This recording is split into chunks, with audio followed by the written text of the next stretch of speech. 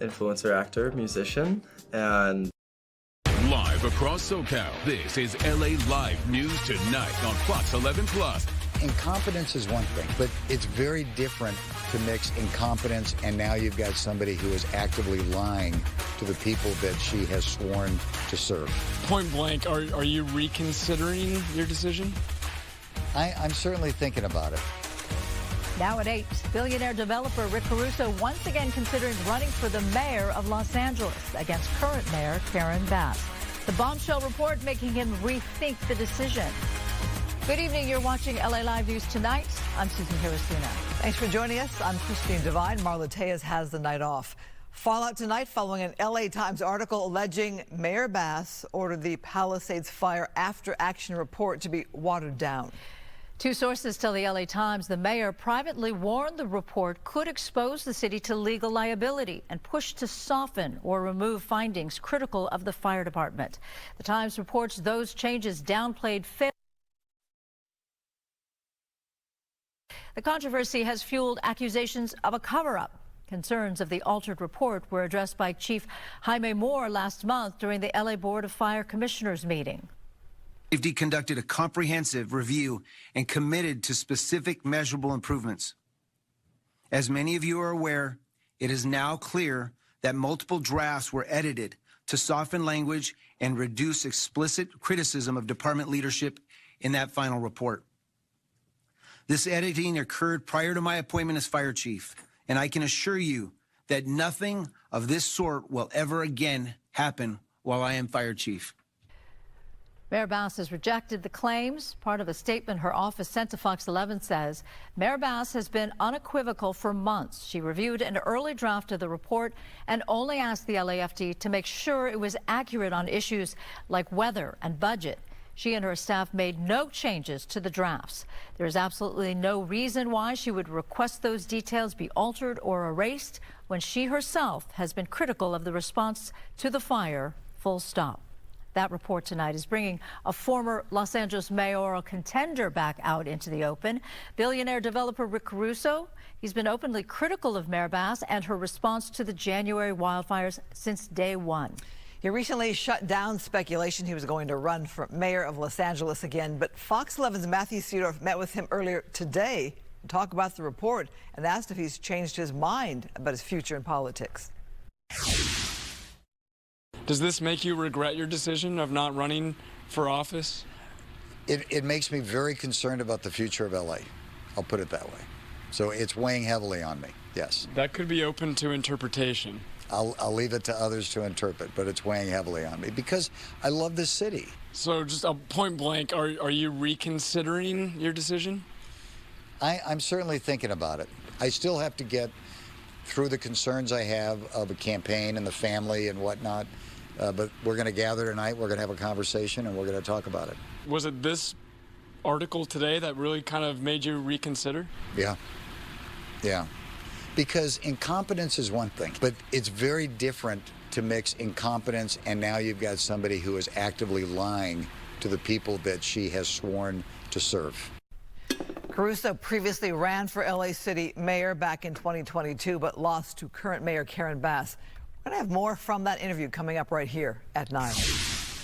New details tonight about a civil lawsuit brought by 6 of the 13 Turpin children. They sued Riverside County and foster care agency ChildNet after alleging they were victims of abuse in their foster home. The suit settled, and while they will receive a substantial financial settlement, attorney Elon Zexter says the Turpins are more interested in the promised change with the Riverside County welfare system. Now, the Turpins first came to the public's attention when one of the 13 children escaped the family home in 2018. When Riverside County sheriffs went to investigate the family home in Paris, they found the imprisoned children were starving and showed signs of other abuse. In their lawsuit, they wanted to make sure other vulnerable children would not suffer as they did by foster parents. They've increased the amount of social workers employed in the county of Riverside CPS. They've increased them to an extent of more than 25%. And what that does is it allows the social workers to have a much smaller caseload and focus their time on making sure that the foster kids are safe, that foster parents are the right ones and are in it for the right reasons. The attorney says the settlement figure is not confidential, but refused to disclose the amount. He says he wants to protect his clients from what he calls the vultures who have preyed on the Turpins since they were first rescued from their parents' home. Is it a symbol of service or something more controversial? An LA County Sheriff's Department captain says a tattoo cost him a promotion, and tonight he's speaking out. Fox 11's Gina Silva is live with the story you'll see only on Fox 11. Gina. The captain says he loves his job, he loves the community he serves, but now an old tattoo, one that he got decades ago, is at the center of a lawsuit against his department. I got the tattoo on my own time. I paid for the tattoo with my own money. Nobody sees it on duty. Nobody even sees it off duty. It's ugly and old. Commander Ben Torres of the LA County Sheriff's Department says this station tattoo on his ankle has cost him a promotion to commander, despite 30 years of service and no disciplinary history. I don't engage in any illegal activity. I don't engage in any criminal activity. And I definitely don't engage in any gang activity.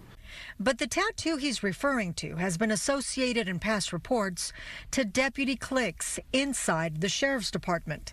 If you want this promotion and you think this is the reason you're not getting it, why not just get rid of the tattoo? At this point, it's crossed my mind. It's crossed my mind. But I have friends that have died with this tattoo. They don't have the option. They were deputies. They don't have the option to remove the tattoo. So why would I remove it if I'm still here living, enjoying life, enjoying the department with this tattoo? I keep it as a tribute to them. This case comes down to the First Amendment. Attorney David Torres Segrist represents Captain Torres in a lawsuit filed against LA County and Sheriff Robert Luna.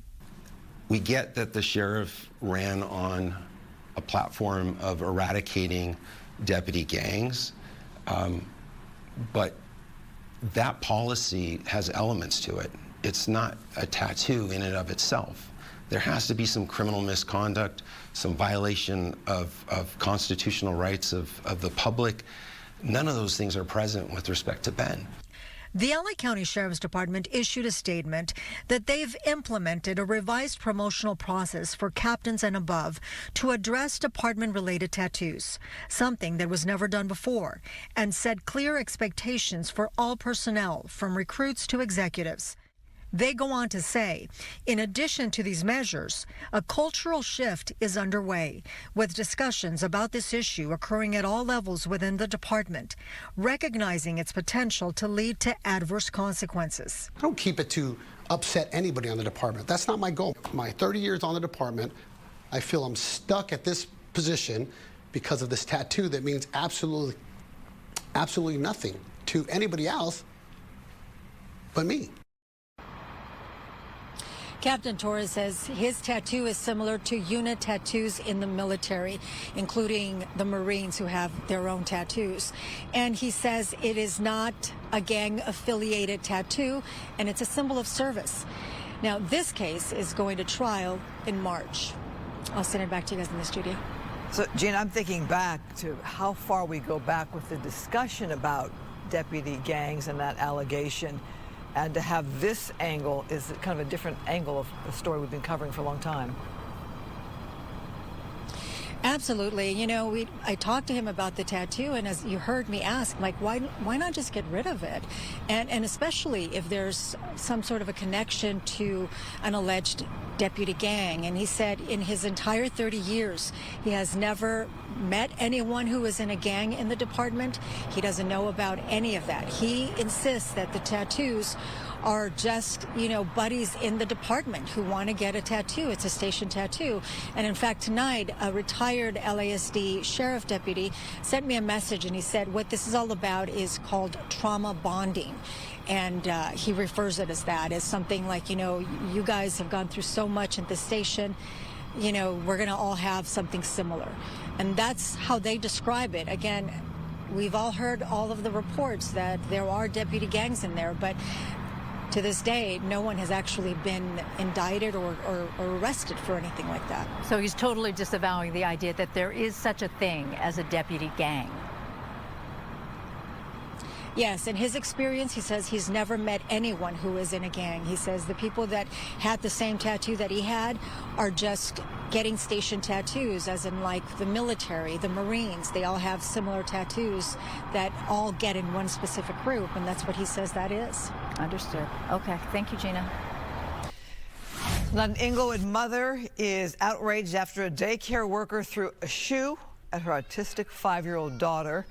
That was all caught on camera. Nick Garcia with the story you'll see only on Fox 11. A betrayal of trust.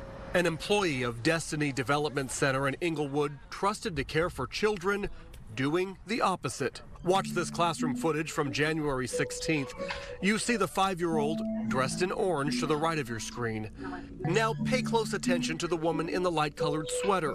You see her take off her shoe and hurl it at the child, hitting her ear. She immediately starts crying. I'm so sorry. I didn't mean to actually hit you. Broke my heart. I couldn't believe it. The other people that have seen the video are like, wait a minute, is this fake? No, this is real. Why would you throw a shoe at a child? The child's grandmother and aunt spoke with us on behalf of her mom, who was understandably shaken. The family is also shocked that there were 2 other employees in the room when the incident happened. Both failed to report it. How do you see a kid be abused and not take action? How do you not speak up? The video shows me, their reaction shows me that they were comfortable in what they did. Fox 11 has confirmed with the Los Angeles County Sheriff's Department that there is an open investigation, but no arrests have been made. We also went to the daycare center looking for answers. This is not a representation of my school. It's a representation of a bad hire. Williams says all 3 women seen in the video have been fired, and she reported the incident to the state child care licensing program. It's not what we stand for. We don't approve of abuse.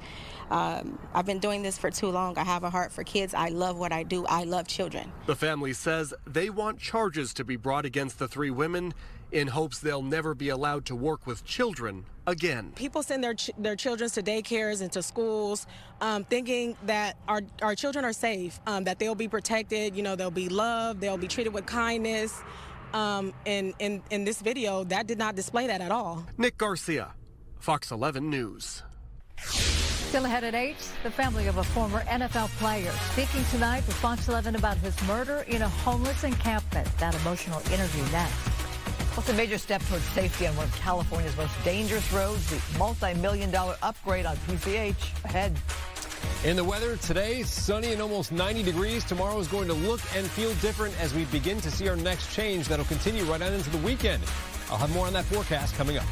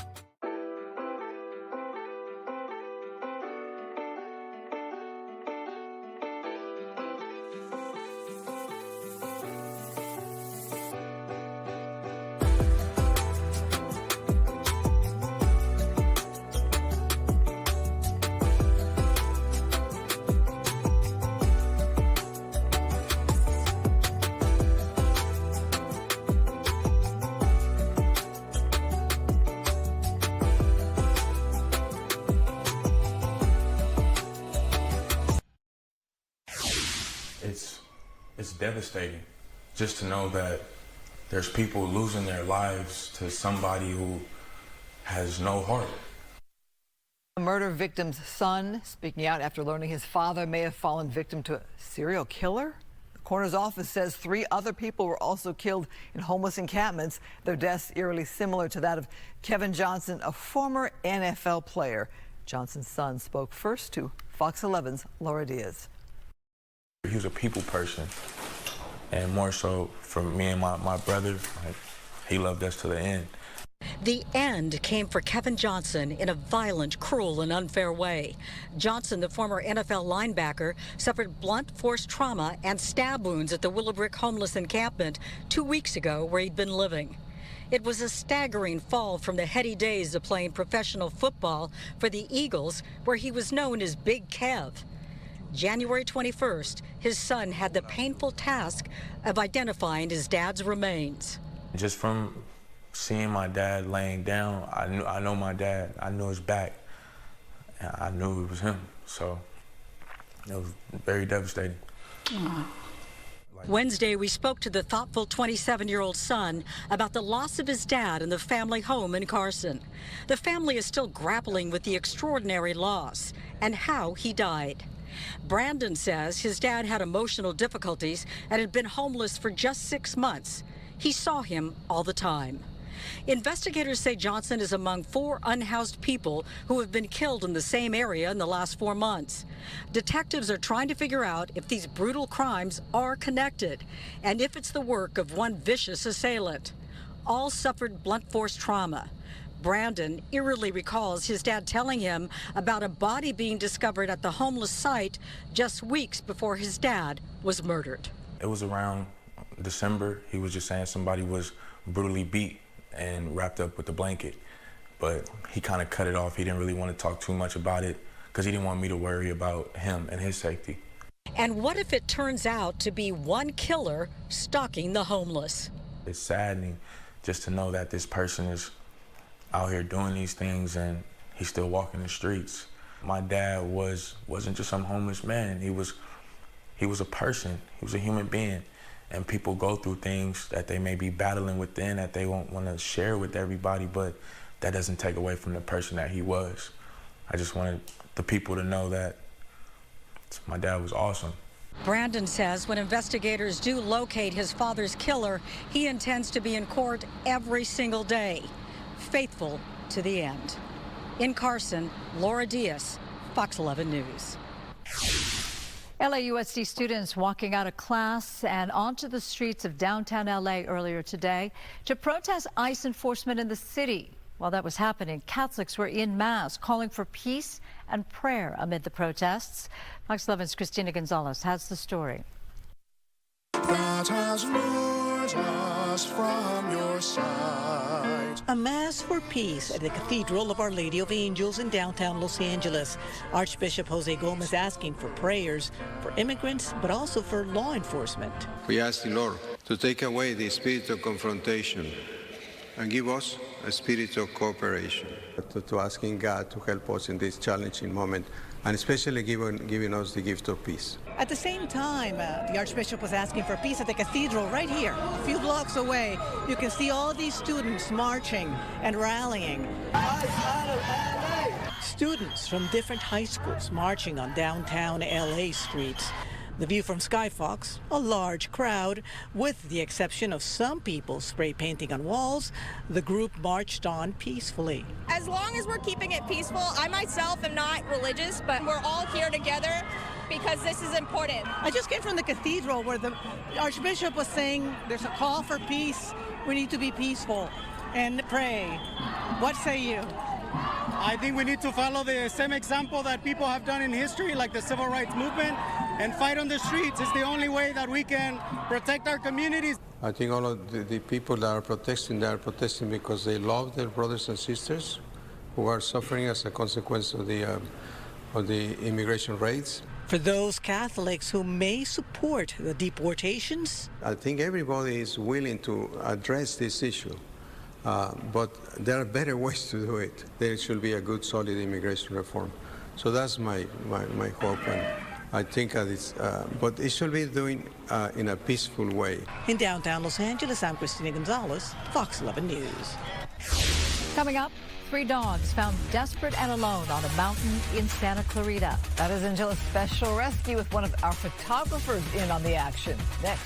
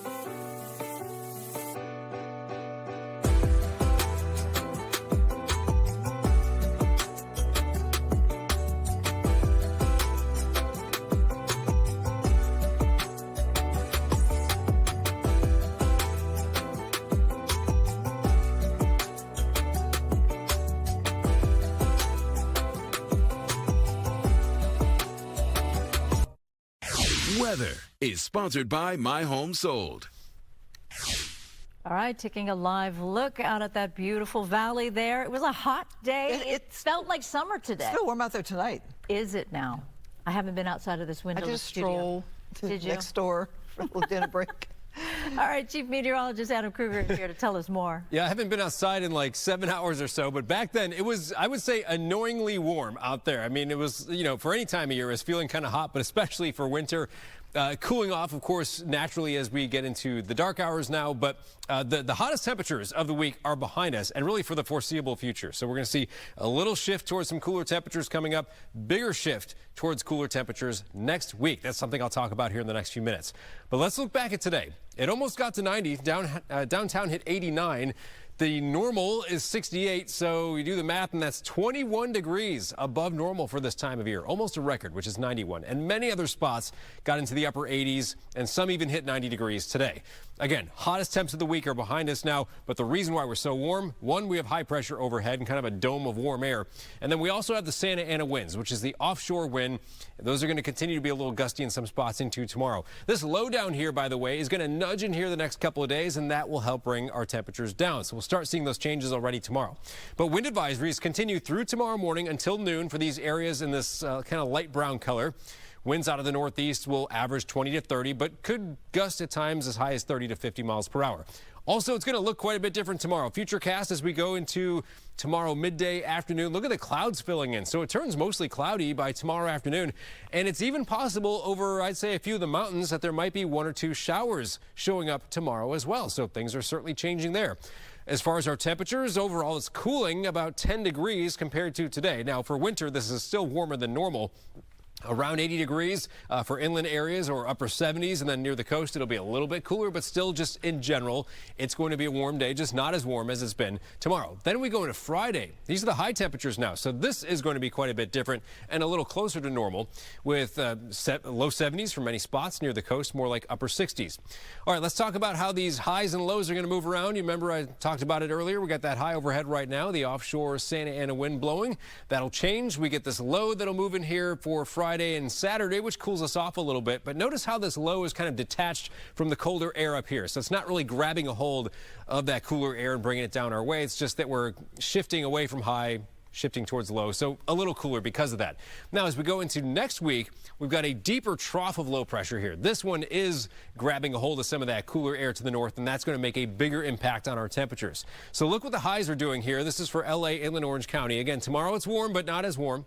72 Friday, mid-70s Saturday. We come back up a little Sunday, and then we start dropping back off again with highs only in the 60s Tuesday, Wednesday, maybe even beyond that for next week. And that's also when we see the possibility for at least a few showers, a chance on Tuesday and Wednesday. Back to you.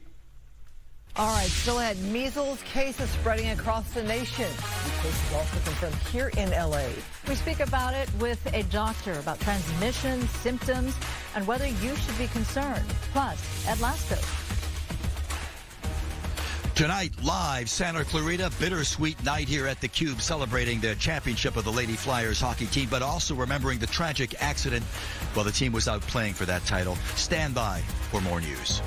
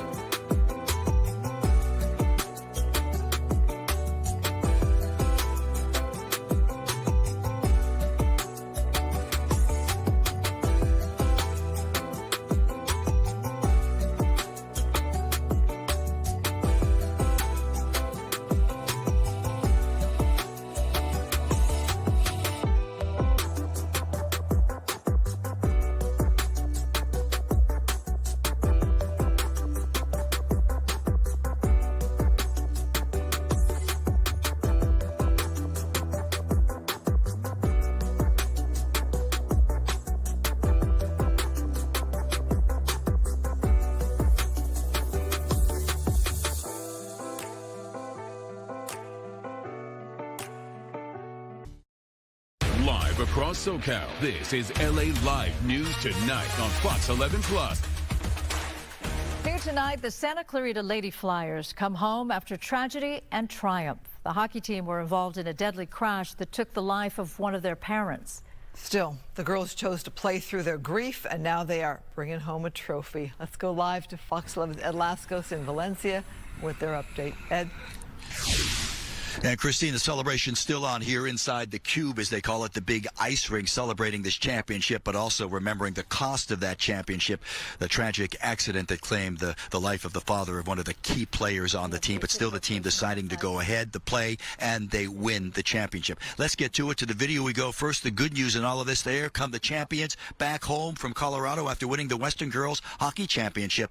A hero's welcome here for the ladies as they come in their uniforms, and then there's a ceremony at center ice and the unveiling of their big banner that hangs over the rink celebrating their championship, and then the cost of that championship. To this video we go, talking about the tragic accident while the team is in Colorado getting ready for the championship game. One of the team's vans slammed into by an out-of-control snowplow in Colorado, killing the van's driver, Manny Lorenzana, the dad of one of the key players on the team. The team reeling, stricken by that, having a team meeting and then deciding that they're going to go ahead. They're going to play anyway, win it for the tragedy involved. They go out, they win the championship that left a couple of the players hurt. They're okay. A mom of one of the players still in the hospital, but the death of Manny still a tough thing for the team to deal with, and just part of the emotions here tonight. Listen to some of this.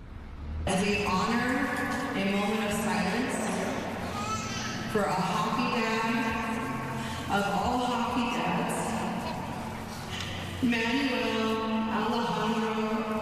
Lorenzana Villegas. He is a hero, and we will always remember him, especially the smile when he watched his daughter get on the ice.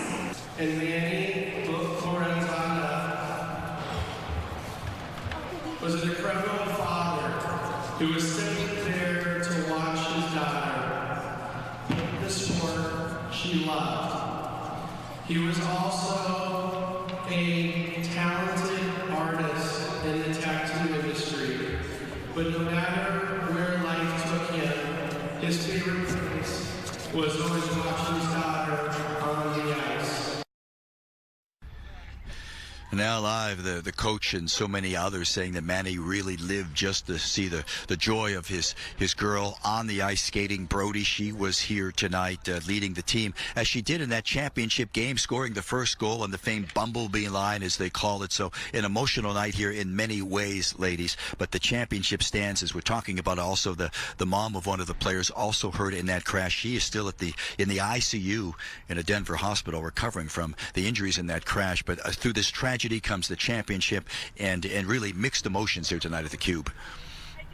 Exactly, mixed emotions to be sure. From tragedy to triumph, however, and of course we wish healing prayers to the mom who's still recovering. Yes. And I just got to ask you, though, I was so moved by seeing the girls in that ceremony. I mean, just to be in the presence of that, how did that feel? Yeah, overwhelming, because you can imagine the sheer grief. And then you have that one player, Brody, a young lady, knows that she loses her dad. Still, she goes out, gets the first goal, gets the team moving. I'm getting chills now just talking about it. Yeah. But that's the spirit that brought this team together. They won the championship, and then they come back here, they celebrate. But of course, no one forgetting a part of their family that lost his life in this drive to be number one. Yeah. All right, Ed, thanks so much for the update. Appreciate that. You bet. We are following breaking news right here out of the Mid-City area. LAPD in pursuit of a DUI suspect. We just picked this one up right now, so I'm checking the speeds here right now. On surface streets, so not going very fast. But straddling that line there. If you take a look at the basic intersections there, this is in the K-Town, the Koreatown area, starting in the Mid-City area, but a potential DUI. That's why law enforcement following that vehicle right there. As we watch that vehicle, drive erratically. Yeah, indeed. Yeah, right, because obviously going at speeds there that might be too fast, perhaps, for that narrow road there, because look at the way the driver has the wheels on the other side of the yellow lines there. Not good, not safe. Going through a couple of stop signs, now they're forced, thanks to cross traffic, to have to slow down, but making that turn against the light, so that was an illegal turn. now on Vermont Avenue near Council Street in Koreatown. Thinking of the hour right now, that area can be very, very busy in, say, the middle of the day. Vehicle slowing here now. What's going on? Not enough. At this hour, I'm not sure how busy the streets would be. It's very residential, too, in that Koreatown area with a lot of high-rise type apartments or condos. So you see a lot of big buildings there, but that could mean also a lot of people possibly out on the street or walking the streets. Right, dense population in the Koreatown area. Terrible for parking, by the way, which also speaks to how many people live in the area and need to find parking. Meantime, this vehicle, we don't have an exact description of what they're following. It looks like some kind of sedan. If not for all of those traffic violations going through the stop signs, making turns and going into the intersection against lights, what do you see, Christine? Do you see somebody who's driving as if they are drunk or under? Well, obviously they're driving in a dangerous fashion because they're blowing through red lights there. And look at this. Look at that move. Yeah, U-turn. exactly. Obviously, this driver trying to get away. Oh, okay. Now are they just playing with police? That was an interesting little, like, let's take a little dodge through this gas station and then back onto Beverly Boulevard.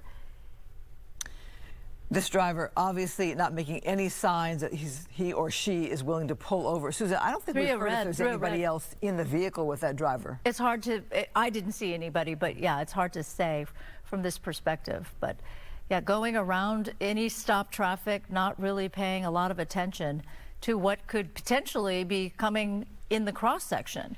Sometimes when we've had our police analysts on board with us, they say this might be a person who's been in trouble with law enforcement before. And therefore trying to stay free for as long as possible? Possibly. Is that the basic idea? Also, there is a very common trope that we use, which is that when somebody is on surface streets in particular, oftentimes it's because they know the area. And this vehicle seems to be, you know, kind of basically staying in the same general area. And that part of the world is not very far from the freeway, but it's also not super easy to get to. You have to know where you're going. Are they trying to do a pit maneuver here? It looks like they're trying to be much more assertive in their actions with this driver. You saw a police car pull up several times near that driver if they're either signaling in some fashion or actually going to try to make a pit maneuver here. Yeah, take a look at what he's doing right there. But that vehicle that the patrol person is following decided, oh, well, this is my opportunity then to make a right-hand turn, get away from you. But yeah, you do see that black and white kind of coming up very, very close.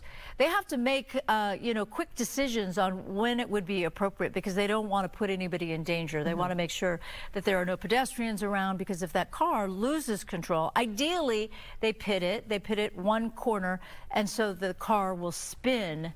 And if they do it just right, they might not crash, but it might be enough to disable the car or put the car in a position where they don't want to move forward. Or rattle that driver. Yeah. Shake that driver up. How many times have we seen a situation where they've been pitted and then they just reverse so that they can get out of the situation?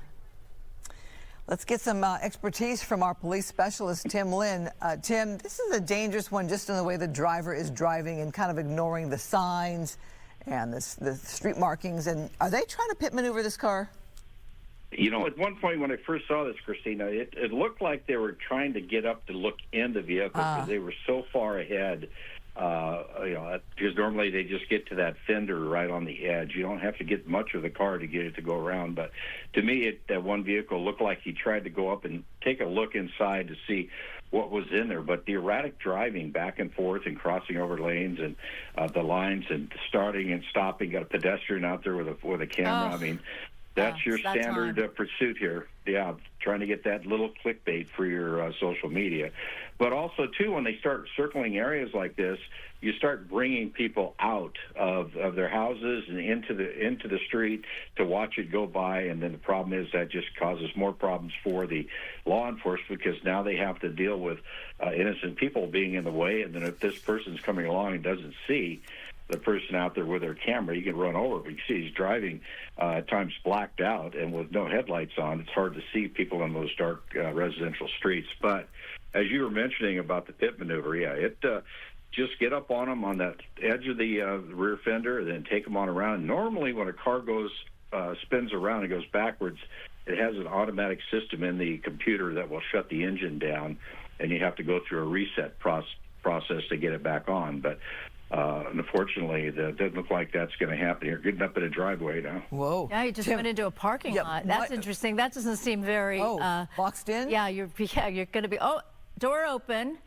Driver has decided, I think I'm going to do a little dance and have my moment of freedom before police officers approach.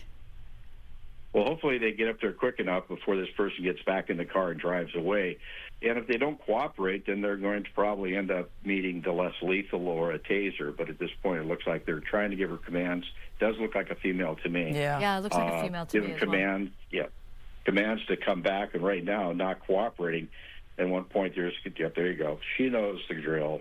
Hands behind her back, went right to the ground. So obviously a frequent flyer they have in this pursuit. Or somebody who is under the influence and decided, hey, for my last few minutes of fame, I'm going to really take advantage of it. So she was dancing around like this is a fun thing to do, not something that is going to get her into some trouble. Let's just note, she wasn't giving up. She got boxed into this pocket here where there was really nowhere to go. There was a vehicle in the way to the top of your screen there. So looks like this pursuit could have gone on for a long time, but now you have it over and nobody got hurt. That's the big thing. Yeah, very good. Tim Lynn, thank you for your assist on this one. Appreciate it. You're welcome. Good night.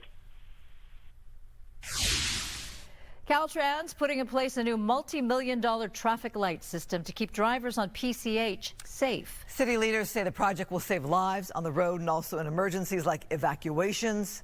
Fox 11's Haley Winslow went to Malibu to get more information.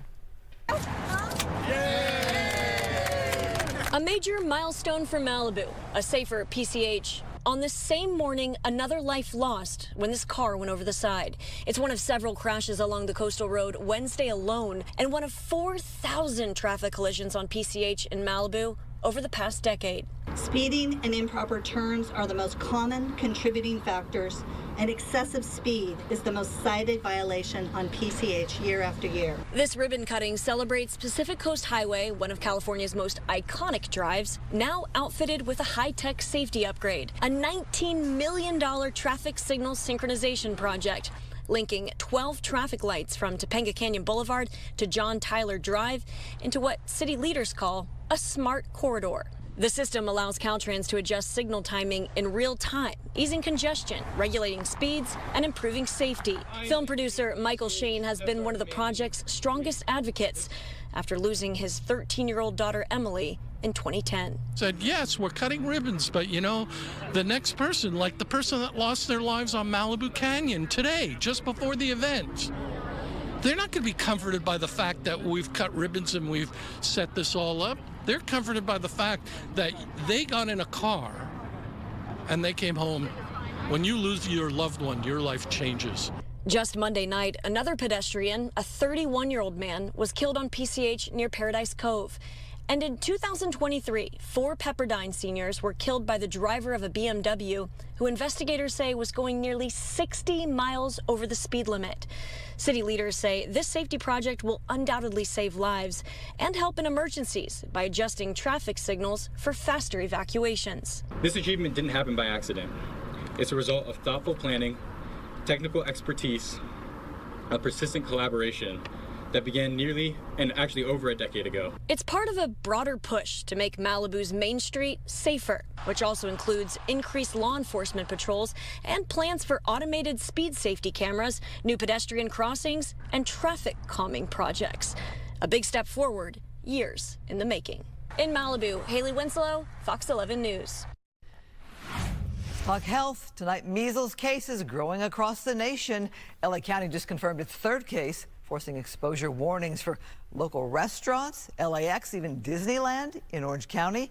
The U.S. is also dealing with a massive outbreak in South Carolina, currently leading the nation with more than 800 cases. Well, joining us now is emergency room physician Dr. Michael Daigneault. And so right now, who is most at risk for getting measles? Right. So the benefit of being in LA County is we have a very high herd immunity rate, meaning that 95% of kindergartners have gotten their 2 shots. So that provides a pretty wide safety net for us. So the ones that should be concerned are those that are not vaccinated and those that are under-vaccinated. So we're looking at newborns less than 1 year old, or those that haven't had their 2nd shot, which happens at about 4 to 6 years old, the elderly, and also the immune compromised. But compared to South Carolina, where the herd vaccination rate is 88, 89%. If you had a couple cases of international travelers going there like we did here, it would certainly cause an outbreak. And here, as we can see the data, I mean, this is fairly significant. This has been going on over the last 10 years in Spartanburg County in particular. We're seeing an increased number of parents that are filing for religious exemptions for their kids when they're starting kindergarten to not get the MMR vaccine.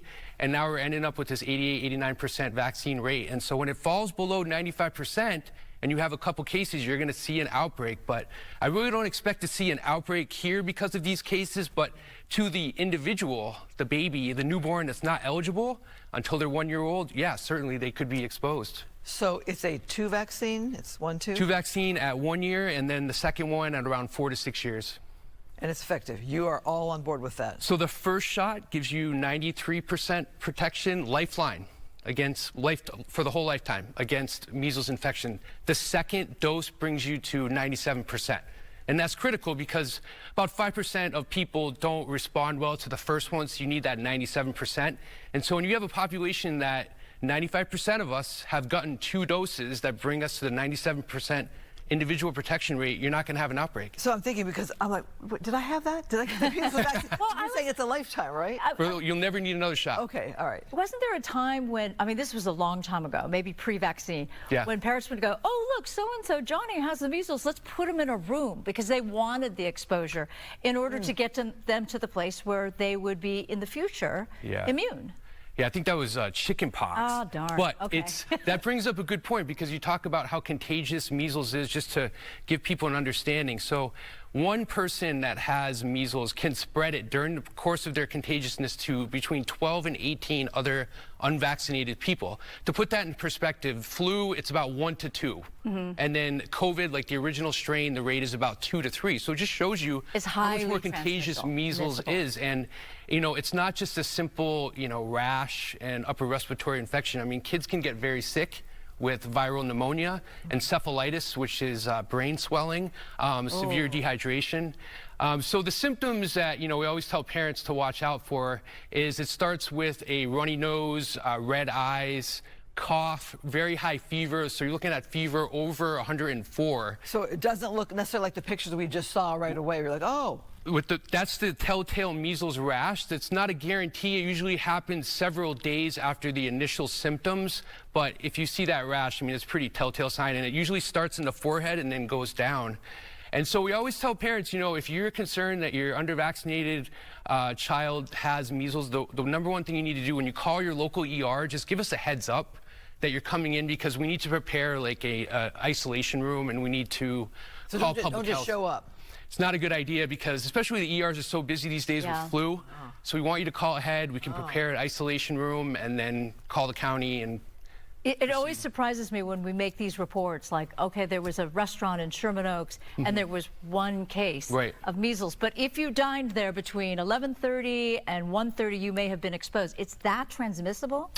Again, exposure does not guarantee infection, and if you've had your 2 shots, even if you were in the restaurant with the kid or the adult that has measles, it's very, very unlikely you're going to get sick. So, you know, we see these common outbreaks. You talk about Disneyland, you talk about restaurants and stuff like that. For the most part, it's not going to lead to an outbreak. It's just the ones that are unvaccinated, the very young, the very old, and the immune compromised. But it is worth the warning. Worth the warning, just to keep an eye out. But I don't think we're going to see a situation here like we saw in South Carolina. Very good. Let's hope All not. right. All right. Thanks so much, Doc. Appreciate you. Coming in. Okay. Let's go now to Adam Kruger. Okay, we'll talk more about our hot weather today, starting right here as our temperatures got up to around 90 degrees in some spots. Notice where there's orange. That's where we had highs mostly in the mid and upper 80s. Even along the coast, it was in the 80s. If you were out for just a little bit today, you felt how hot it was. Well, today, the hottest day of the week. Things cooling off a little bit tomorrow, and even more so the next day. We also have gusty Santa Ana winds, not everywhere, and that's often the case. We usually find these winds kind of funneling around the mountains. They come in from the northeast, kind of funnel around the San Gabriel. So we get this area north and west of LA usually, and then through some of the corridors that lead into the Inland Empire, parts of the IE, parts of Orange County, a little bit gusty as well. That's a look at the estimated winds. About 20 to 30. Gusts could be as high as 30 to 50. Doesn't mean it's going to be constantly that windy the whole time. And by the way, this is in effect until noon tomorrow. And just coming in a little closer to show you areas kind of along the border of this. So there's a good chunk of LA and even part of the San Fernando Valley, San Gabriel Valley, where we don't have the wind advisory. Same thing along the Orange County coastline. So it's not everyone, but again, going to be a little gusty. Here we go into tomorrow morning. You can see those hot spots, if you will, for where the winds will be strongest in the red colors there. And then look what happens tomorrow afternoon. The wind speed's backing down and we'll be past this current Santa Ana wind event, which also, like I said, the Santa Ana winds boosting those temperatures a little bit. Now, as we go into tomorrow, we're also going to find clouds returning. Haven't seen much of that lately, but it will turn eventually mostly cloudy in the afternoon. And there might even be a couple of showers over some of the mountains. If it happens, it'll be really light, just, you know, kind of some nuisance light rain. Here's another way to visualize that of where rain may fall, according to our model tomorrow. So again, it's mostly just over some of the higher elevations. Maybe 1 or 2 raindrops sneaks into the IE. That's about it. Not what I would call a rain chance day for a lot of us, but just maybe over some of the mountains there's a little bit. All right, temperatures tomorrow. We start off pretty mild in the morning, but it's not going to be that huge rise in the numbers like we saw today. Most high temperatures, upper 70s will become still warm for this time of year, though. Here's a look at the map. Again, between 75 and 80 will be common for a lot of the high temperatures. It gets even cooler Friday, and it's because of this low that's going to move in here. So this helps bring the temperatures down a little bit. Friday, Saturday, a little bit cooler, but still nice temperatures. We go into Sunday, we'll actually warm up a little. And then we see a more substantial change. This is what I really want to get to on this graphic here. A more substantial change in the overall pattern next week. This broad area of low pressure. This will tap into some colder air up north and has a little more moisture associated with it. So we see a chance for some rain on Tuesday and probably a string of days, Tuesday, Wednesday, Thursday, it looks like of next week, where highs will be in the 60s. We haven't seen much of that lately, right, where the temperatures are more winter-like. But tomorrow, again, around 80 or so. Low 70s on Friday, mid-70s Saturday, upper 70s Sunday. So still warm this weekend, just not as hot as it's been. And there you see the cool down with the rain chances going into next week. Here's a quick look at the coast. Overall, the numbers just a little bit lower, but the same pattern will occur. And again, a little rain around Tuesday and Wednesday. Same thing for the valleys and IE. We've got a warm weekend, cooler temperatures next week. Back to you. We still have more news ahead here at 8. But first, here's a preview of what's coming up at 9. Remember this landslide damage in the city of Rancho Palos Verdes? Well, tonight the city is moving forward with its voluntary property buyout program in that area. We've got the details. Plus, a powerful new exhibit in LA brings together Holocaust survivors and some of today's most recognizable people to honor survivor stories and ensure their testimonies reach the next generation. We'll show you. That's ahead at 9.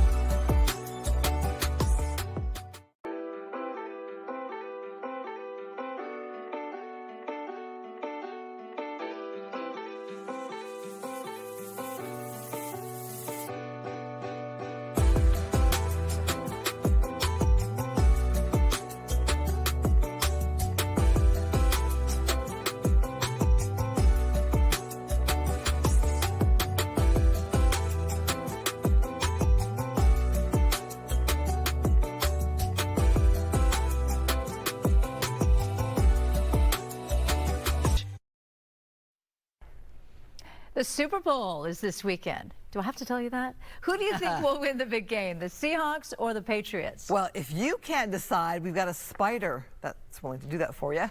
Okay. Huh? We're at the Brookfield Zoo in Chicago. They shared this video of their tarantula, Charlotte. Wow. Crawling over to her favorite team. She seems to be favoring the Seattle Seahawks.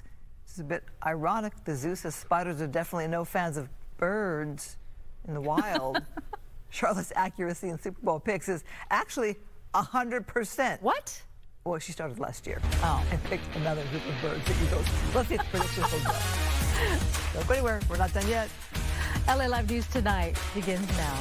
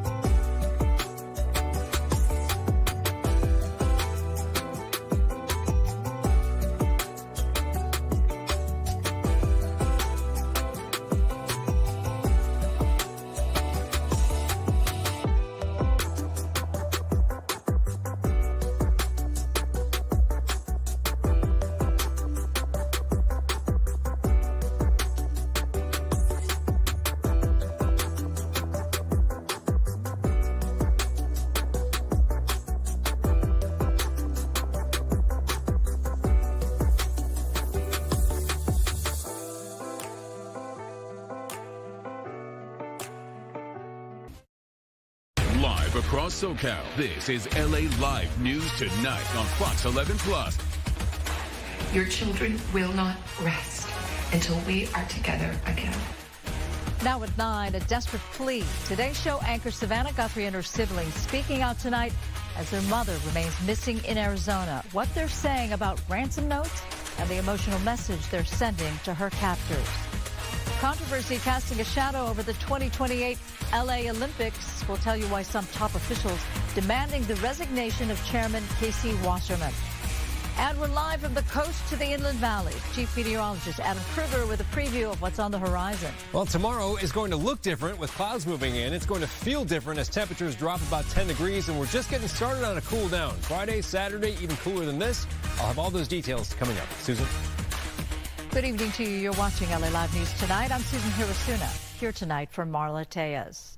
Tonight, a political firestorm is brewing in Los Angeles. Allegations against Mayor Karen Bass over the handling of a critical fire report have sparked outrage. And now, as Fox 11's Matthew Seedorf reports, could Rick Caruso be rethinking his decision not to run for mayor? And thank you so much. Political fallout erupting across Los Angeles from an LA Times report claiming Mayor Karen Bass intervened in the Palisades fire after action report, ordering key findings about LAFD's response to be removed or softened. It makes me very concerned about the future of LA. Rick Caruso 2 weeks ago announced he no longer wanted to run for California governor or mayor of LA. Point blank, are you reconsidering your decision? I'm certainly thinking about it. Well, he says governor is out of the question. He's rethinking about running for LA mayor. Was it this article today that really kind of made you reconsider? Yeah. Because incompetence is one thing, but it's very different to mix incompetence and now you've got somebody who is actively lying to the people that she has sworn to serve. The after-action report, long criticized by fire survivors as watered down, left unanswered questions about what went wrong during the deadly Palisades fire. That's behind us. But residents kind of want those answers. Well, I understand that, but they have to understand what are they going to do with those answers. Just 2 days ago, we exclusively brought those questions to LA's fire chief. Very disappointed that they would do that. That we need the truth. Residents in the Palisades with empty, burned lots, angry by the news. Karen Bass demanded changes to the after action report, and there's like 9 versions of it, including mayoral candidate Spencer Pratt. There's no looking forward until we get the answers, and the people that are responsible are fired. That includes the fire chiefs, the fire battalion chiefs, that includes the mayor. Mayor Karen Bass strongly denying the allegations, telling Fox 11, "I reviewed an early draft only for accuracy. Neither I nor my staff changed the report. These claims are false." Reporting in Pacific Palisades, Matthew Seedorf, Fox 11 News. Meantime, reality TV star Spencer Pratt is also running for mayor of Los Angeles. He kicked off his campaign tonight at Don Antonio's in West LA, saying the loss of his home in the Palisades fire inspired his run. Pratt took aim at Mayor Karen Bass, claiming she answers to a political machine, while he says he answers to his own moral compass. He also responded to a new LA Times report alleging the Palisades fire after action report was watered down at the mayor's direction. LA Times report, I actually did a video in early November because I had multiple firefighter whistleblowers reach out to me to tell me that Karen Basura had changed the after action report because it was so damaging to her and the city. Pratt said he welcomes the Department of Justice investigation and claimed the mayor could face criminal exposure, a claim the mayor's office denies. Today, the International Olympic Committee says it has full trust in the LA 28 team as Los Angeles prepares to host the 2028 Olympics. That's despite controversy surrounding LA 28 chairman Casey Wasserman after old emails with convicted sex offender Ghislaine Maxwell surfaced in the Epstein files.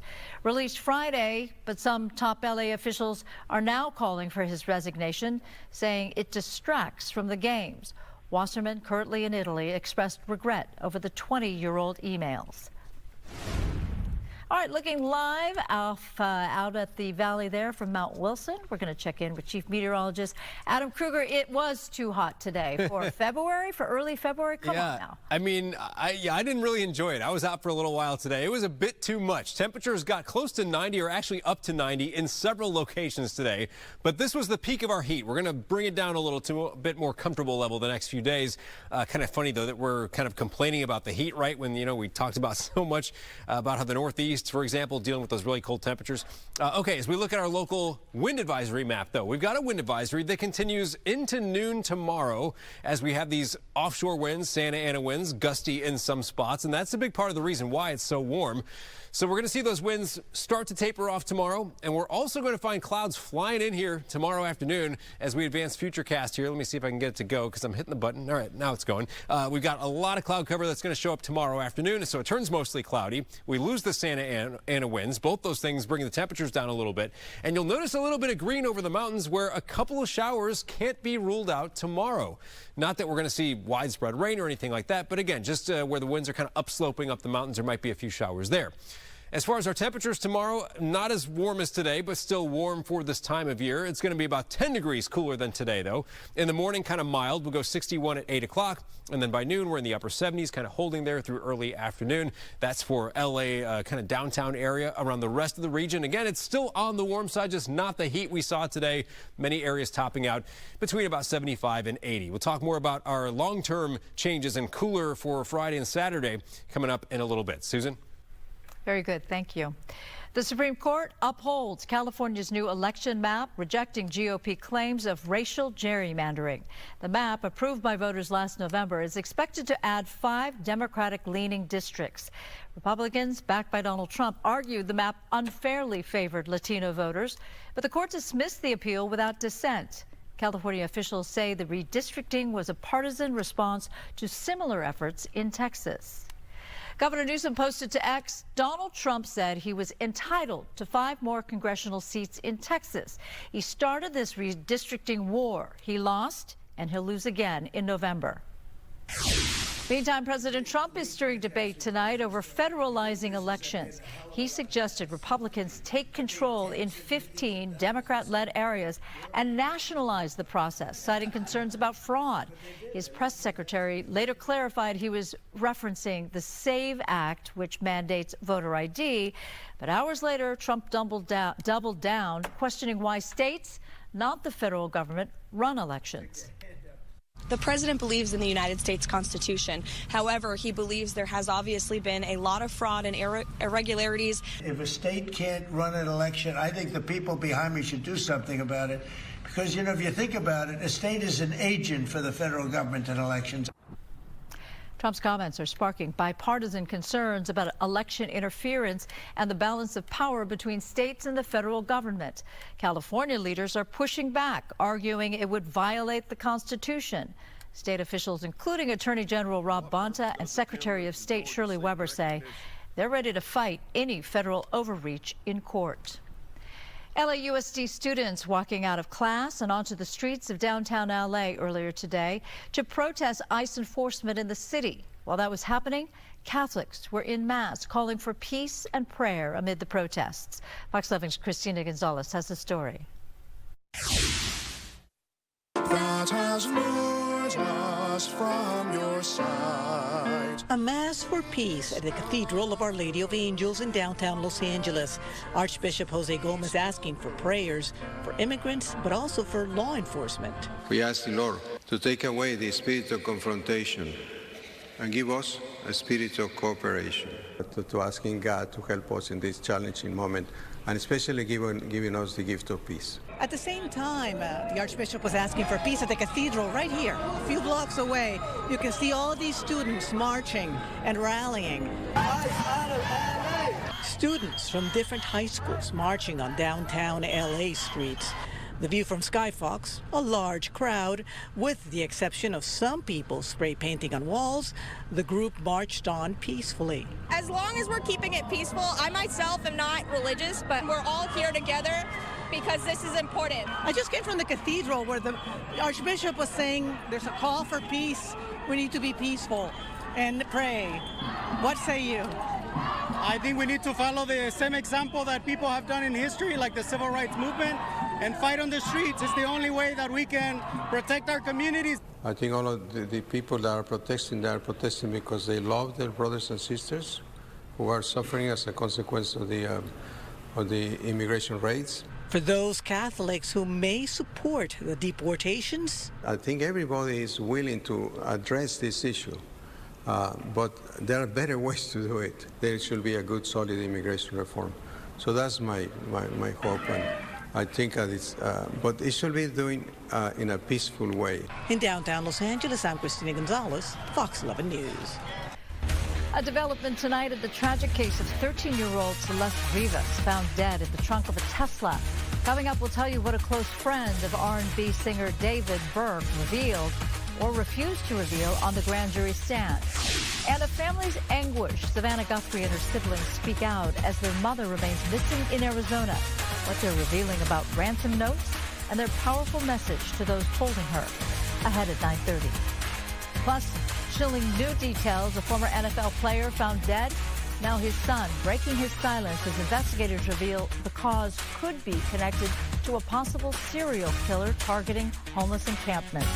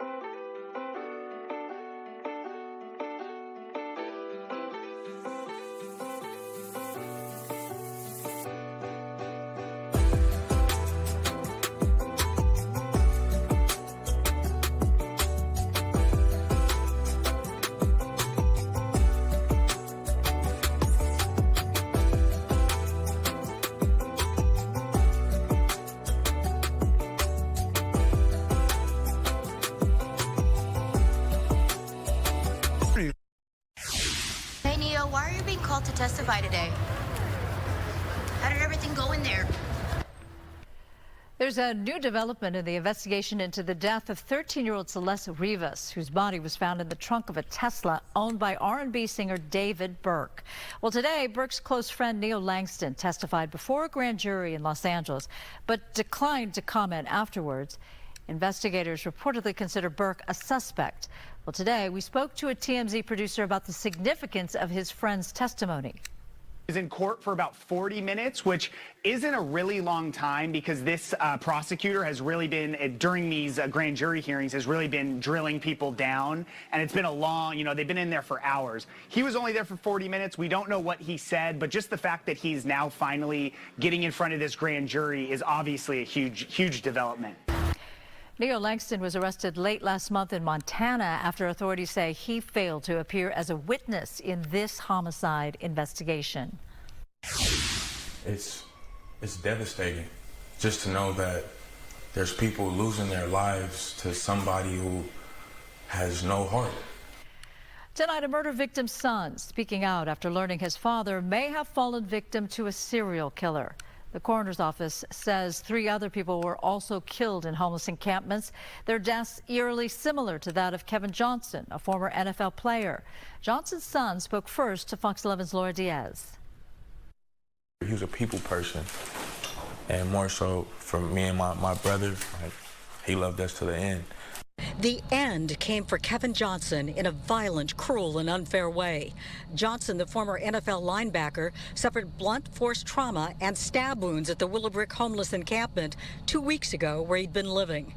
It was a staggering fall from the heady days of playing professional football for the Eagles, where he was known as Big Kev. January 21st, his son had the painful task of identifying his dad's remains. Just from seeing my dad laying down, I know my dad. I knew his back. And I knew it was him. So it was very devastating. Wednesday, we spoke to the thoughtful 27-year-old son about the loss of his dad in the family home in Carson. The family is still grappling with the extraordinary loss and how he died. Brandon says his dad had emotional difficulties and had been homeless for just 6 months. He saw him all the time. Investigators say Johnson is among 4 unhoused people who have been killed in the same area in the last 4 months. Detectives are trying to figure out if these brutal crimes are connected and if it's the work of one vicious assailant. All suffered blunt force trauma. Brandon eerily recalls his dad telling him about a body being discovered at the homeless site just weeks before his dad was murdered. It was around December. He was just saying somebody was brutally beat and wrapped up with a blanket. But he kind of cut it off. He didn't really want to talk too much about it because he didn't want me to worry about him and his safety. And what if it turns out to be one killer stalking the homeless? It's saddening just to know that this person is out here doing these things and he's still walking the streets. My dad wasn't just some homeless man. He was a person. He was a human being. And people go through things that they may be battling within that they won't want to share with everybody, but that doesn't take away from the person that he was. I just wanted the people to know that my dad was awesome. Brandon says when investigators do locate his father's killer, he intends to be in court every single day, faithful to the end. In Carson, Laura Diaz, Fox 11 News. New tonight, big names like Jennifer Garner, Jenna Dewan, and Josh Peck gathered in Los Angeles for the opening of Borrowed Spotlight. It's a powerful exhibition pairing Holocaust survivors with celebrities to amplify their stories. It features portraits by Bryce Thompson. The exhibit runs through March 1st and aims to educate and inspire action against hate. Weather is sponsored by American Career College. All right, taking another live look outside from Mount Wilson. Little bit of what, haze, or is that just light pollution I'm looking at, Adam Kruger? It's probably a little bit of both. And while the skies are clear right now, we do expect clouds to later tonight show up. That's going to be a part of our story tomorrow. It actually turns pretty cloudy. We haven't seen much of that lately, and it will be cooler tomorrow, which it's not hard to get much, warmer. It's not hard to cool down after considering how hot it was today. That's what I'm trying to say. So it was almost a record high today. We got up to 89. That's 21 degrees warmer than normal for this time of year. And if you pick any day on the calendar, 89 degrees would actually be a warmer than normal day. I mean, you could pick August 31st, September 5th, whatever. 89 would be a warmer than average day any day of the year here in LA. Part of the reason why we're so warm, we got high pressure overhead. That's kind of just a dome of warm air over the western U.S. And then we add on the Santa Ana winds, which we've been seeing. That's that offshore wind. Those winds go like this around high pressure. So we have the Santa Ana winds. Those two factors making for the really warm temperatures today. Notice this low down here. I'm going to talk more about that in a moment, but that's going to actually drift our way the next few days, which will reduce our temperatures a little bit and kind of kill the Santa Ana winds as well. But we have a wind advisory. It was in effect today. It continues until about noon tomorrow. And if the winds were not breezy where you are today, they likely won't be again tomorrow. There's going to be these gaps you can see around a lot of LA down through the Orange County coastline where it won't be windy tomorrow. But it will be windy in some spots. Here's another way to visualize that going through tomorrow morning where you see these, what I call them hot spots on the map where the winds will be strongest. And then by tomorrow afternoon, wind speeds, as you see, will be backing down. Okay, clouds coming in tomorrow. So with that happening and the loss of the Santa Ana winds, it will be cooler, but still by winter standards, a warm day with temperatures topping out upper 70s for a lot of our region. All right, I talked about that low to our south. Look what happens here as we go into the end of the week. So this is going to help cool things down, but it's not really delivering colder air from the north. It's just overall kind of pushing the high out of here. And because of that, our temperatures get a little bit lower. We actually see the temps nudge up a little, I'd say on Sunday, back to near 80 degrees.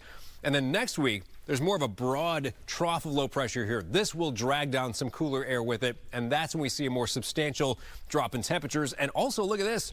Finally, for the first time in a month or so, a chance for some rain. At least a slight chance. It looks like Tuesday, Wednesday of next week, and that's when our temperatures will be cool. So highs for LA, Inland Orange County over the next several days. Again, nothing real hot like we saw today. It was almost 90 degrees in many spots. Tomorrow, maybe a high around 80, still warm. Friday, low 70s, mid 70s on Saturday, upper 70s Sunday. So still nice this weekend. Lots of sunshine this weekend as well. And then next week, you see those temperatures falling off, highs only in the 60s as that pattern change occurs. For the coast, it's 70s tomorrow, 60s Friday, back up a little this weekend, back down next week. Valleys and Inland Empire, temperatures kind of bouncing around over the next several days, but that cooler air is on the way next week. Susan? Thank you very much. A tattoo at the center of a heated debate. Coming up, did it cost an LA County Sheriff's captain a promotion? The details ahead.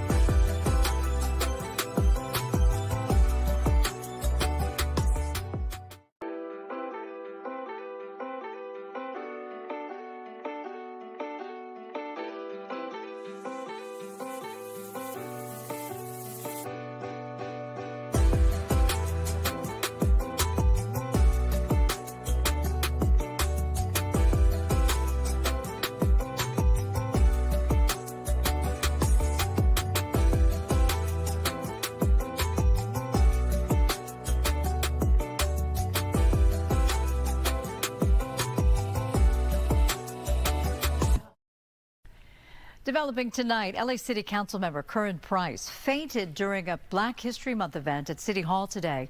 The 75-year-old was taken to LA General Medical Center and is reportedly in stable condition.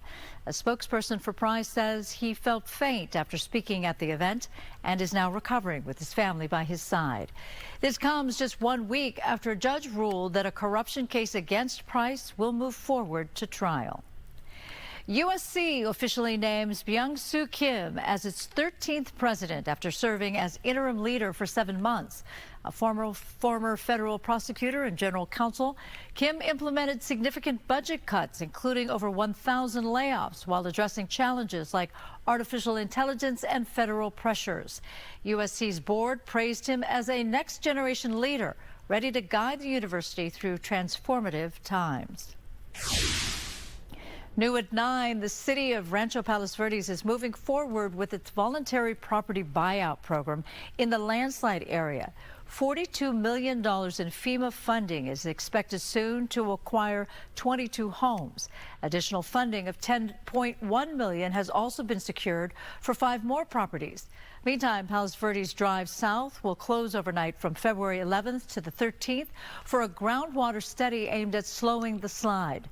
Drivers should plan alternate routes. Coming up, a financial settlement. New details in the Turpin family case. 6 siblings getting compensation after enduring unimaginable abuse even after their rescue. Plus,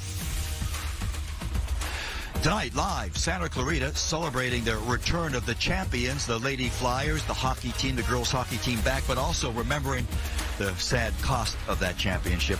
Stand by for that.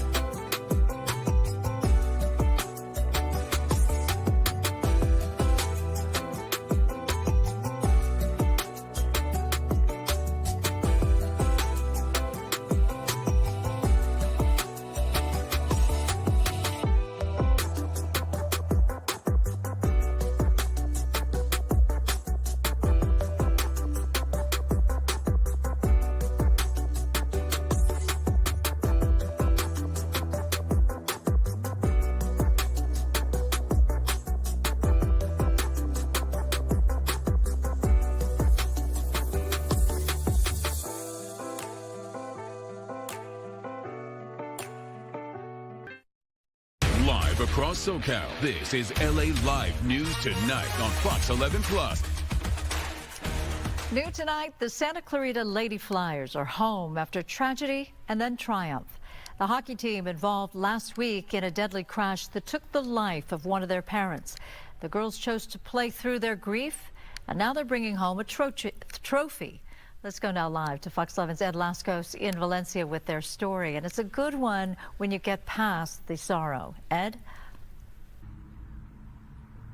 Yeah, very much so, Susan. An emotional night, both sides of the emotions. A bittersweet evening here, welcoming home the champions, but also remembering the cost of that championship. Anyway, let's get to it. Start off with the smiles here. To the video we go, and this, the scene outside the Cube, here the big rink.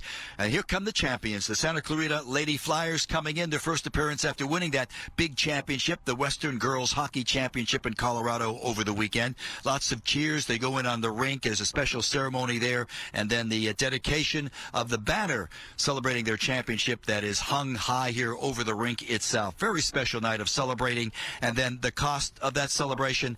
To the other video we go, everybody here remembering what happened as the team was in Colorado competing in that championship tournament. One of the team's vans hit by an out-of-control snowplow, killing the driver of the van, Manny Lorenzana. He was the father of one of the players on the team. A couple of the other players hurt, not seriously hurt. A mom, also a mother of one of the players. She's hurt, still in the hospital. But tonight it was remembering Manny, who lost his life. His daughter, Brody, a big star on the team. And the team after this was reeling, but they all had a team meeting and decided, let's play on. Let's win this championship because of our loss. That's exactly what they did, and that brings us to all the emotion of this night. Listen. We honor a moment of silence for a hockey dad of all hockey dads, Manuel Alejandro Lorenzana Villegas. He is a hero, and we will always remember him, especially smiling when we watched his daughter get on the ice. And Manny Lorenzana was an incredible father who was simply there to watch his daughter play the sport she loved. He was also a talented artist in the tattoo industry, but no matter where life took him, his favorite place was always watching his daughter on the ice. And now live, that's the nice touching part of this story. The coach was telling us, and so many others telling us, that the Manny really loved, he lived, as they said, to see his daughter Brody on the ice enjoying herself. A really good player, too, as we're finding out, a good skater, because in that championship game, she formed part of the famed Bumblebee line, as they call it here. Brody scoring the first goal, the line picking up a few more goals, and they wind up winning the championship. They're back now. And we talked, Susan, also about the mother of one of the players injured in that crash. She is still in ICU in a Denver hospital with critical injuries, so they're still suffering here. But it's been an emotional night, celebrating a championship, but also remembering those who were really injured because of all of this. So impressive, Ed, that players so young could have that fortitude to keep going and then triumph and to win the championship. Yeah, I'm telling you, to be honest, I don't have that kind of courage. I don't think I could have kept going. But yes, they talked about it. I'm told they had the team meeting after that, all the girls talking, and it didn't take them long at all to say, you know, we're here to play. Our parents believe in us. Manny believed in Brody very much, and so we need to go out. And you got to think, with that kind of emotion, they're a talented team, but that emotion may have put them over the top to win the championship just because of all they've been through, you know? Mm-hmm. Ed Lascos, thank you. Tonight, Savannah Guthrie and her siblings are pleading for help to find their missing mother. Their 84-year-old mom, Nancy Guthrie, disappeared in Arizona 4 days ago. Authorities are investigating 3 ransom notes sent to local media, but their authenticity is unclear. In an emotional video, Savannah said, "We won't rest until we're together again." Take a listen. On behalf of our family, we want to thank all of you for the prayers for our beloved mom, Nancy. We feel them, and we continue to believe that she feels them too. Our mom is our heart and our home. She is 84 years old. Her health, her heart is fragile. She lives in constant pain. She is without any medicine. She needs it to survive. She needs it not to suffer. We too have heard the reports about a ransom letter in the media. As a family, we are doing everything that we can. we are ready to talk. However, we live in a world where voices and images are easily manipulated. We need to know, without a doubt, that she is alive and that you have her. Everyone is looking for you, Mommy, everywhere. We will not rest. Your children will not rest until we are together again. We speak to you every moment, and we pray without ceasing, and we rejoice in advance for the day that we hold you in our arms again. President Trump spoke with Savannah Guthrie today. According to a White House official, he pledged federal resources to assist with the search efforts. NBC reports Guthrie thanked the president for reaching out. New details tonight. 6 of the 13 Turpin children have reached a financial settlement with Riverside County and a foster care agency. In 2018, the family made headlines when one of the children escaped their home, leading authorities to discover signs of starvation and abuse. Tragically, 6 of the children were later placed in a foster home where they faced further abuse. They've since spoken out, hoping to protect other vulnerable kids. They've increased the amount of social workers employed in the County of Riverside CPS. They've increased them to an extent of more than 25%. And what that does is it allows the social workers to have a much smaller caseload and focus their time on making sure that the foster kids are safe, that foster parents are the right ones, and are in it for the right reasons.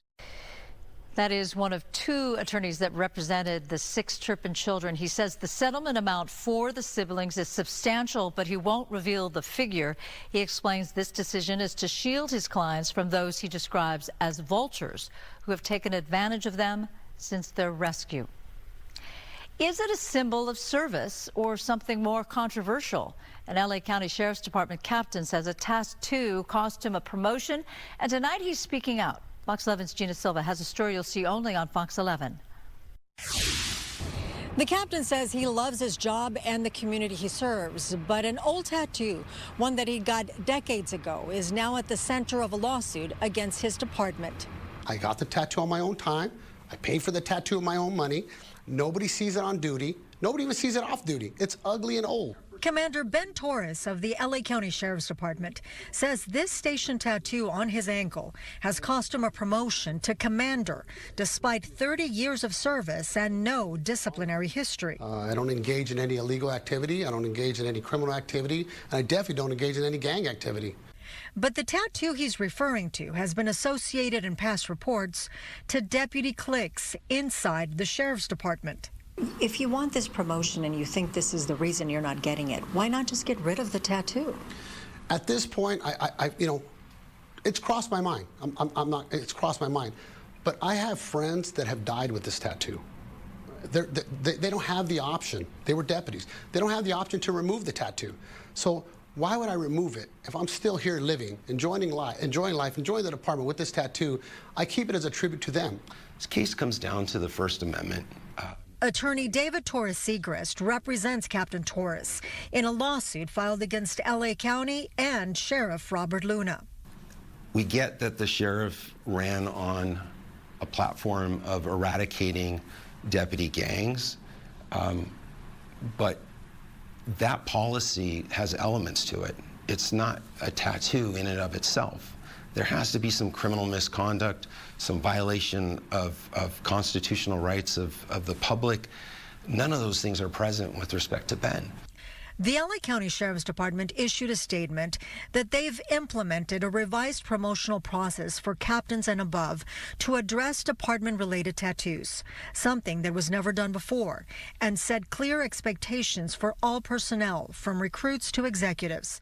They go on to say, in addition to these measures, a cultural shift is underway, with discussions about this issue occurring at all levels within the department, recognizing its potential to lead to adverse consequences. I don't keep it to upset anybody on the department. That's not my goal. My 30 years on the department, I feel I'm stuck at this position because of this tattoo that means absolutely absolutely nothing to anybody else but me.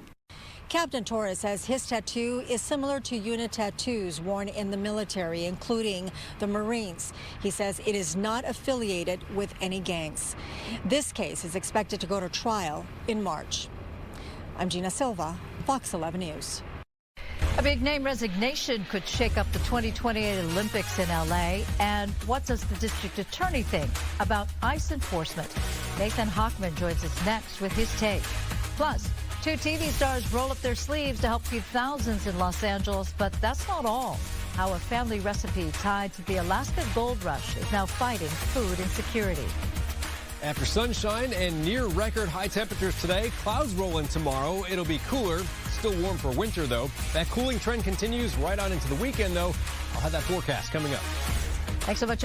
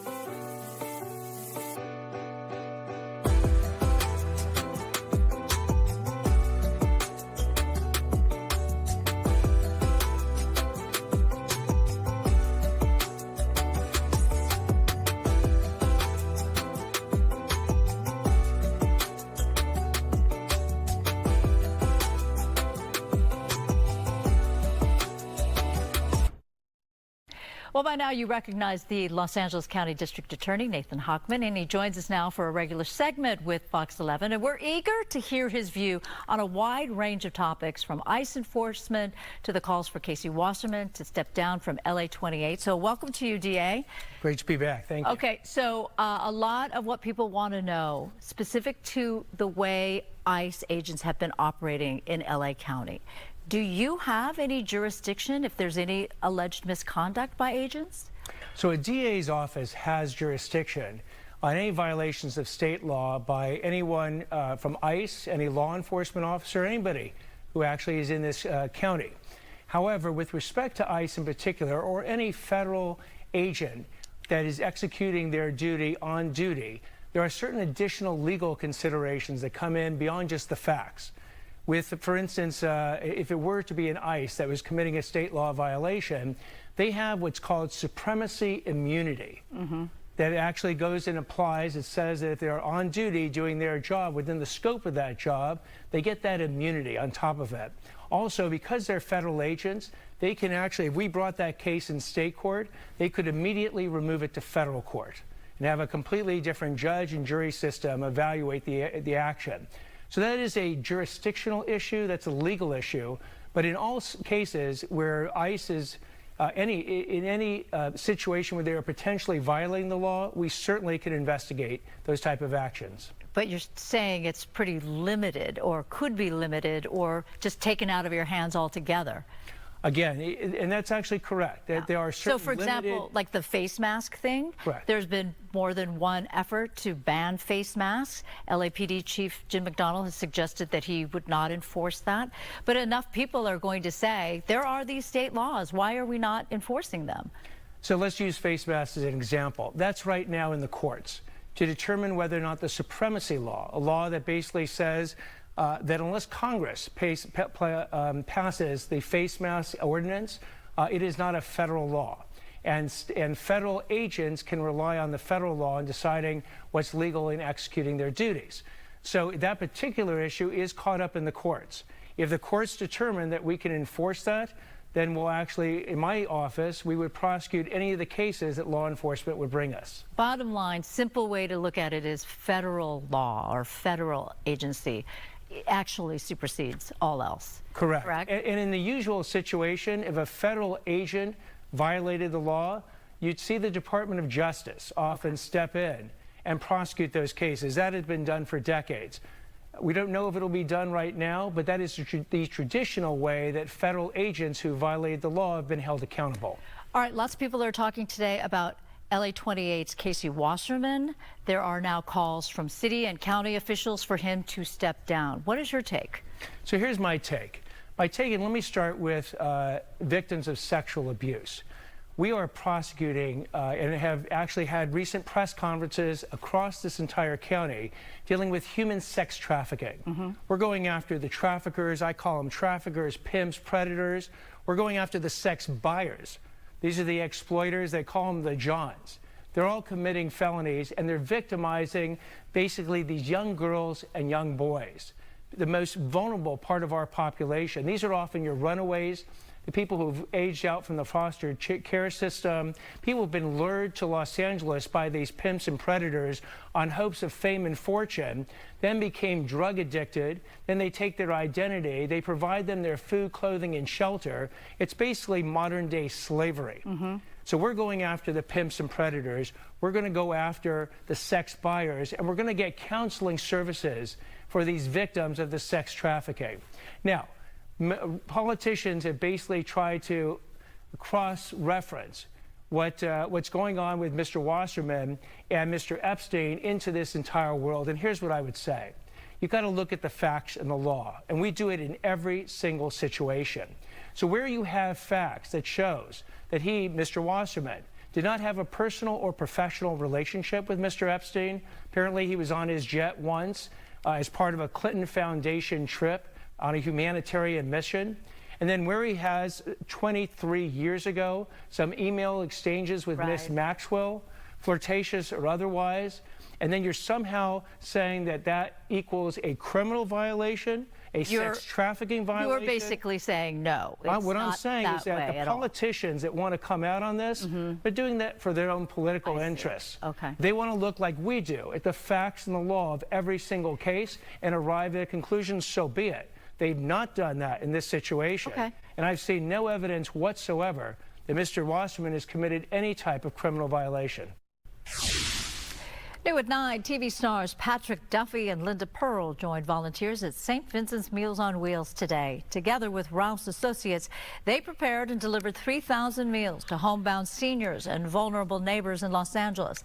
This comes on the heels of the local launch of Duffy's Dough, Patrick and Linda's bake-at-home bread line, with 100% of their profits supporting food insecurity organizations in America. Duffy's Dough sourdough starter was passed down from his mother, which was passed down from the original Alaska Gold Rush miners. Well, what do you know? All right, Chief Meteorologist Adam Kruger, what do you know? I know the weather, and by the way, I know that bread is good. We had them on a couple of nights ago here in studio and got a little sample of it. I'm going to look for that in the grocery stores from now on. Okay, but yes, as far as the weather goes, I mean, I could talk about food for the next few minutes also. I'd be happy to do that. But let's talk about this heat we had today. It was a near record high temperature kind of day. Got close to 90 degrees in LA. Some spots did hit 90 degrees, but just a huge area. All this orange is where we had highs in the 80s, which is way above the normal of 60s for this time of year. So today, very hot. It's our hottest day of the week. We will cool off a little bit the next couple of days. We also have these gusty Santa Ana winds in some spots. That was the case today. It'll continue through the morning tomorrow. This wind advisory goes until noon. It's for these areas in brown, which excludes a lot of LA, and that's kind of like what we saw today. It's not like it was windy everywhere, but the typical Santa Ana wind-prone locations had those gusty winds out of the northeast and a little bit closer. You can see from around Burbank to down the LA County coastline, Long Beach, out towards the San Gabriel Valley. No wind advisory there. Same thing along the Orange County coastline. So it's not like it's, again, a windy day everywhere, but some spots will be a little bit gusty. All right, check out what's changing, though, with what's happening in the skies tomorrow. So clouds are going to return. We haven't seen much of that lately. It ends up being a mostly cloudy day at the end of the day tomorrow. And notice these little green splotches over some of the mountains. That's where a couple little showers might actually pop up, but most areas will stay dry. All right, temperatures now tomorrow. Again, it's going to be a warm day, just about 10 degrees lower than today, though. So we've got 60s in the morning, 70s through the afternoon, not getting up close to 90 like we saw today. Around the rest of Southern California, again, overall, about a 10-degree drop compared to what we saw today, but still by winter standards, pretty warm. Most highs here between about 75 and 80 degrees. Even along the coast, it'll be on the warm side. But look what happens Friday. So we have a shift here in our pattern that's going to bring those temperatures back down even more on Friday, Saturday, a little bit on the cool side, at least relative to what we've seen lately. This is why that's happening. High pressure is going away. High pressure usually brings warm temperatures, dry conditions. Also in this case, it's giving us that Santa Ana wind. So the high goes away. Low pressure comes in. That's why those temperatures are lower on Friday. We showed you that. Saturday will be the same story. We get more sunshine actually this weekend. And then the bigger change in our weather that is going to be more noticeable to you will be next week. Tuesday, Wednesday, more of this broad area of low pressure swoops in here. It's going to bring some colder air down from the north. It's going to bring some wet weather potentially with it as well. So that's when we feel a little more like you might expect for this time of year here with the highs in the 60s. Tuesday, Wednesday of next week. But let's not jump too far ahead. We still have a nice weekend to get to here. So tomorrow, again, it turns mostly cloudy, about 80 degrees. Cooler on Friday at 72, 75 on Saturday. Back up to near 80 on Sunday. And there's that cooler air for next week. So that was for LA, Inland Orange County. Here's a look at the coast. Overall cooler than the numbers I just showed you, but still pretty nice through the weekend. We do have that cooler feel with some possible showers next week. Valleys and Inland Empire, we've got a few more warm days to go, just not as warm as it's been. 70s this weekend, 60s next week. Susan? Very good, thank you. All right, coming up, it's time to play the music. It's time to light the lights. Sing along. The Muppet Show, a brand new special event, debuts tonight. But before we head to break, here's another live look at Saipan in the northern Mariana Islands from our Earth Cam. It's about, now it's a little later, 3:52 or so in the afternoon, 85 degrees. Boy, that looks nice. I know somebody who actually started their TV career in Saipan, one of my besties out of Houston. So I can see why that was a nice place to start your career. Didn't live there now, though. We'll be right back.